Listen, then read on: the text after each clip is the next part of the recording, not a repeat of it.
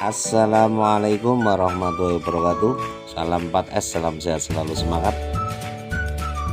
Selamat datang di kelas bahasa Indonesia kelas 9 MTS Negeri 2 Pemalang.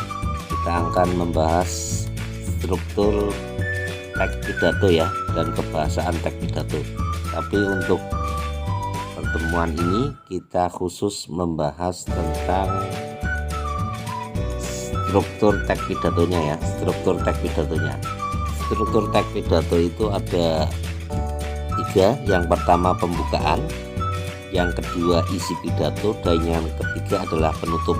Nanti di dalam pembukaan itu ada salam pembuka, kemudian ucapan penghormatan dan puji syukur ya. Kemudian bagian yang kedua nanti akan, ini bagian inti, isinya adalah penjelasan ya kan, penjelasan secara detail ya, penjelasan secara detail ya kan, penjelasan secara detail tentang apa yang disampaikan oleh seorang orator.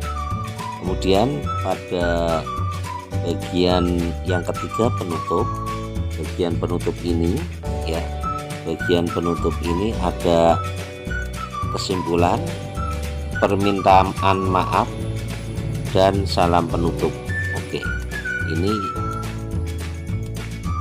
struktur teks pidato, pembukaan, isi pidato, dan penutup pidato. Oke, sekarang kita lihat contoh ya, kita lihat contoh ya. Ini contoh bisa dilihat di LKS halaman 25 dan 26 ya. Oke, sudah dibuka ya. Sambil mendengarkan saya, kamu juga harus membuka LKS ya, halaman 26 dan 27 ya. Ini ada berapa paragraf, kita lihat ya. Ada berapa paragraf pidato ini? Iya. Oke. Kalau penulisan paragraf itu dimulai dari yang penulisannya masuk ke dalam itu ya, 5 spasi kalau dalam aturan. Oke, kita hitung saja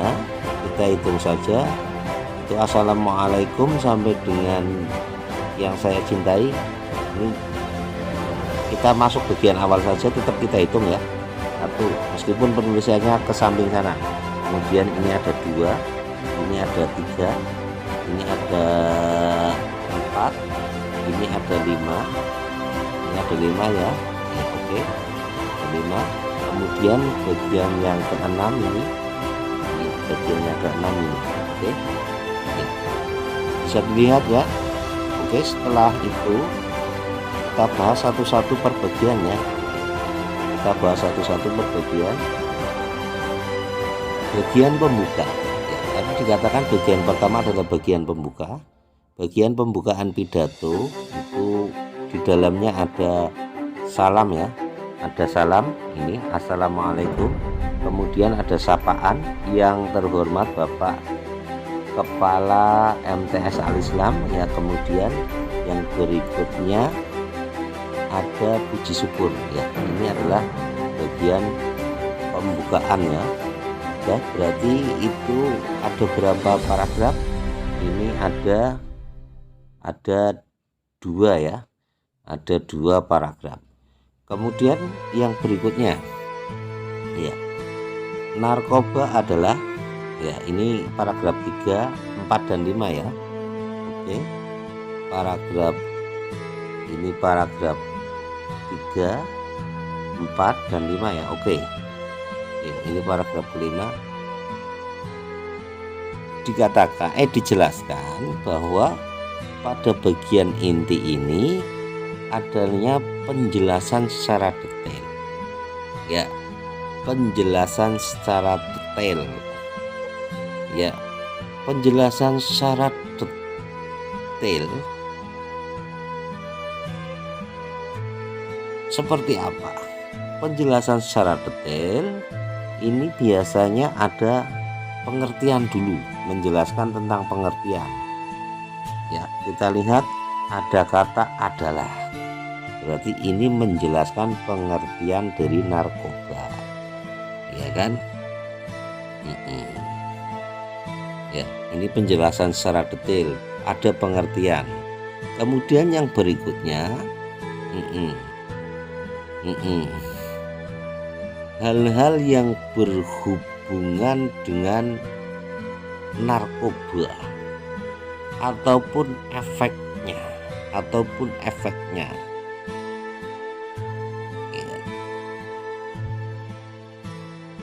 ya. Para pengedar narkoba memang menargetkan pada remaja, termasuk siswa sekolah SMP sampai SMA sebagai calon pemakai. Ya kan? Iya. Ini seluk-beluk narkoba, target dan sasaran. Oke ya. Oke. Ya. Ini kamu bisa baca. Iya. Ini kan berarti ada hubungannya dengan hal-hal itu narkoba kan? Oke. Pada bagian yang berikutnya masih pada bagian isi ya. Ini adalah isi pembuka ya. Isi pembuka, kemudian ini adalah isi dari inti ya, dari inti. Kemudian yang berikutnya untuk itu ya kan, untuk itu. Untuk itu kamu perhatikan kata-kata untuk itu. Untuk itu kan penekanan. Ya kan, penekanan. Ya kan. Dengan menggunakan kata-kata untuk itu, kamu selaku pendengar otomatis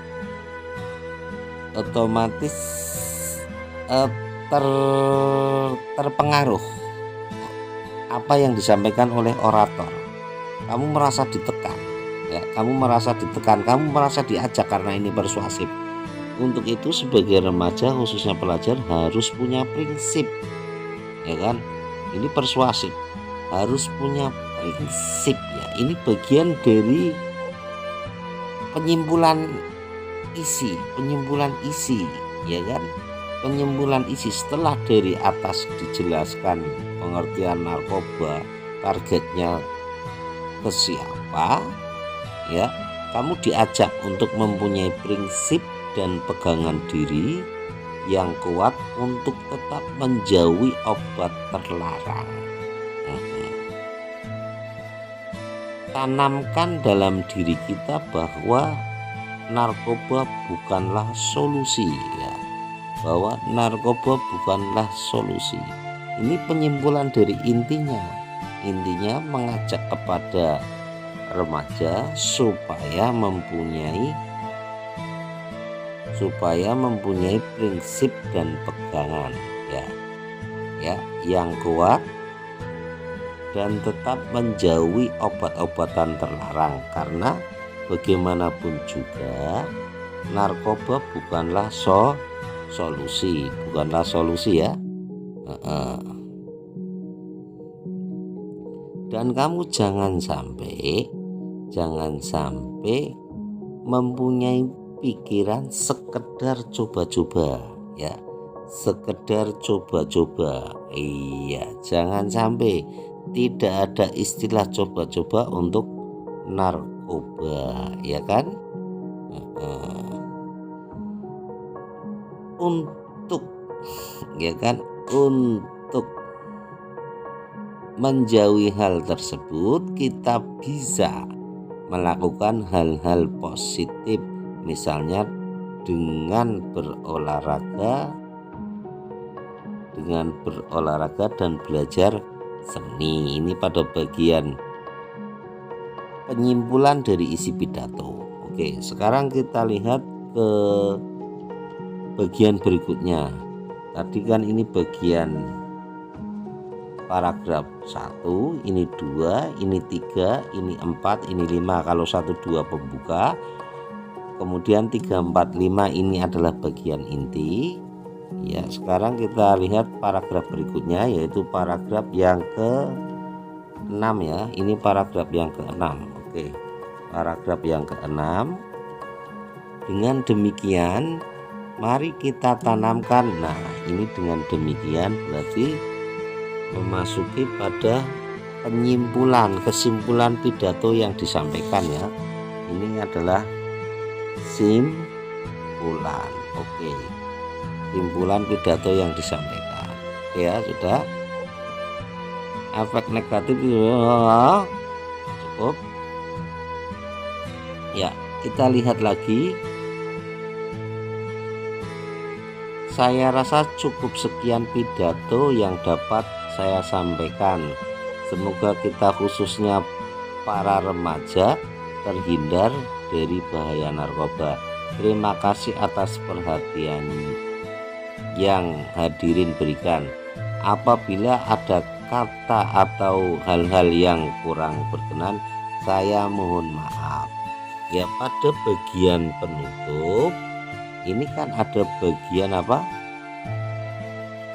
Iya, permintaan maaf ya. Ini perhatikan, permintaan maaf. Oke, permintaan maaf ya. Bagian permintaan maaf. Nah, ini ada tidak ada. Di sini kan ada permintaan maaf. Tapi sebelum permintaan maaf terlebih dahulu ada ucapan terima kasih. Oke, dan ditutup dengan salam penutup, wassalamualaikum. Ya, itu saja anak-anak, kita telah membahas struktur teks pidato. Untuk pertemuan berikutnya kita akan membahas aspek kebahasaan pidato. Ya, terima kasih. Wassalamualaikum warahmatullahi wabarakatuh. Tetap jaga kesehatan.